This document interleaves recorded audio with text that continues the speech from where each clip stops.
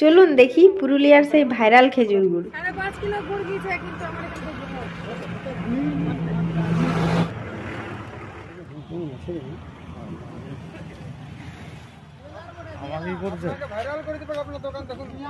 কাশীপুর পায়রাঙ্গেলি খেজুর গুড়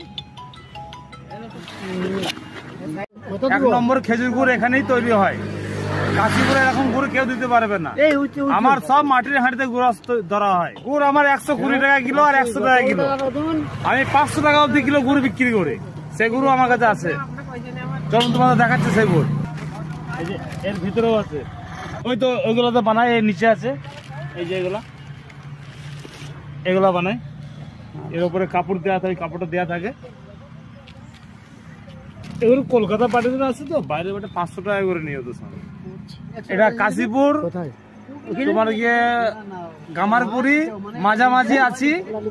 1 নম্বর খেজুর গুড় এখানেই তৈরি হয়।